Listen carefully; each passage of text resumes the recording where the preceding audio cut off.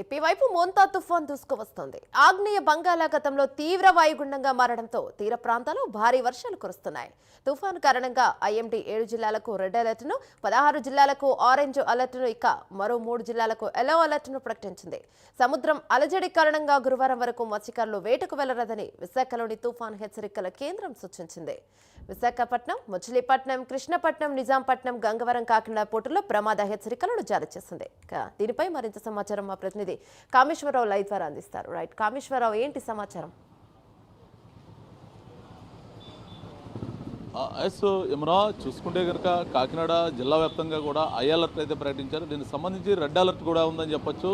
ఏదేందో మోంతా తుఫాన్ అయితే మాత్రం కాకినాడ తీరానికి కూతవేటు దూరంలో సమీపించిందని చెప్పి వాతావరణ శాఖ వారు అయితే హెచ్చరిస్తున్నారు. దీనికి సంబంధించి ఇప్పటికే ఏదైతే ఉందో రేపు ఉదయం కల్లా కాకినాడ తీరాన్ని తాకే అవకాశం ఉన్నట్టుగా వాతావరణ శాఖ తెలుపుతుంది. దీనికి సంబంధించి వాతావరణ శాఖ హెచ్చరికల నేపథ్యంలో అధికార యంత్రాంగం మొత్తం కూడా అప్రమత్తం అయిందని చెప్పొచ్చు. మొత్తం ఇప్పటికే కాకినాడ జిల్లా యంత్రాంగం అంతా కూడా మొత్తం ఈ ఏదైతే ఉందో తుఫాన్ ఎదుర్కొనే దిశకైతే మాత్రం ప్రణాళికలు సిద్ధం చేస్తున్నారు. దానికి సంబంధించి ఇప్పుడే మరి కొద్దిసేపట్లో అయితే మాత్రం కాకినాడ జిల్లా ఇన్ఛార్జ్ మంత్రి పొంగూరు నారాయణ కూడా కాకినాడ జిల్లా రానున్నారు. దీనికి సంబంధించి మొత్తం కాకినాడ ఏదైతే ఉందో ఫ్లడ్స్ సంబంధించిన ఏరియా మొత్తం కూడా అధికారులతో మరి కొద్దిసేపట్లో కలెక్టరేట్లో సమీక్ష నిర్వహించున్నారు. దానికి సంబంధించి తగు సూచనలు సలహాలు కూడా మంత్రి అయితే ఇవ్వనున్నట్టు తెలుస్తోంది. దీనికి సంబంధించి ఇప్పటికే మొత్తం కూడా అధికార యంత్రాంగం కూడా ఏదైతే ఉందో తుని టు కాకినాడ వరకు కూడా అధికారులంతా కూడా మొత్తం కాకినాడ తీర ప్రాంతం గస్తీ నిర్వర్తిస్తున్నారు. దీనికి సంబంధించి ఎవరు కూడా సముద్ర తీర ప్రాంతానికి వెళ్ళకూడదు. దానికి సంబంధించి ఇప్పటికే మొత్తం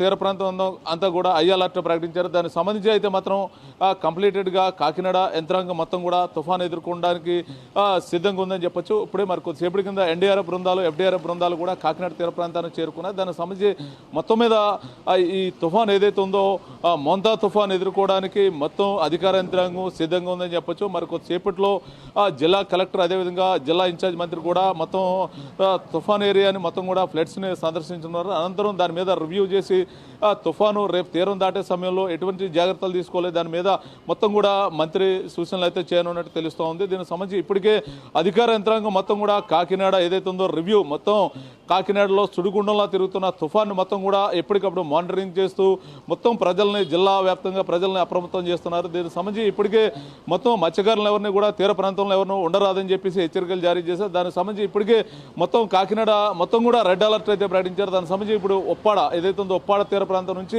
తుని వరకు అద్దరపేట మొత్తం ఇంచుమించుగా 70-85 కిలోమీటర్ల మేర అయితే మాత్రం సముద్రం వెంబడి అయితే మాత్రం మొత్తం పబ్లిక్ను మొత్తం ఖాళీ చేసిన పరిస్థితి ఉంది. మొత్తం ఏదైతే ఉందో మత్స్యకారుల గృహాలను మొత్తం ఖాళీ చేయించి ప్రభుత్వం ఏర్పాటు చేసిన మొత్తం సురక్షిత పునరావాస కేంద్రాలకే తరలిస్తున్నారు. ఇప్పటికే ప్రభుత్వం జిల్లా వ్యాప్తంగా 269 పునరావాస కేంద్రాలు మొత్తం ప్రారంభించారు. దానికి సంబంధించి పునరావాస కేంద్రాలకు తరలిస్తున్న వారందరికీ ఉదయం నుంచి కూడా మొత్తం టిఫిన్లు, కాఫీలు మొత్తం అన్నీ కూడా మొత్తం వాళ్ళకి సరిపడా అన్ని ఏర్పాట్లు కూడా ప్రభుత్వం దగ్గరుండి మొత్తం చూస్తున్నారు. దీనికి సంబంధించి ఇప్పుడే జిల్లా కలెక్టర్ మొత్తం చూసుకుంటే కాకినాడ తీర ప్రాంతం వెంబడి మొత్తం కూడా పరిశీలన అయితే చేస్తున్నారు. దానికి సంబంధించి పునరావాస కేంద్రాల్లో అన్ని ఏర్పాట్లు ఉన్నాయా లేదని కూడా పరిశీలన చేసి ఎప్పటికప్పుడు అధికారులు మొత్తం ఏ ఒక్క అధికారి కూడా అలసత్వం వహించవద్దు. తుఫాను వెళ్ళే వరకు కూడా మొత్తం నార్మల్ పరిస్థితులు వచ్చే వరకు కూడా అందరూ కూడా మొత్తం కూడా అలర్ట్గా ఉండాలని చెప్పి కలెక్టర్ చెప్పారు. దానికి సంబంధించి ఇప్పటికే మొత్తం తీర ప్రాంతంలో సముద్రం ఉవ్వెత్తున ఎగిసిపడి కెరటాలు భారీ ఎత్తున ఎగిసిపడుతున్నాయి.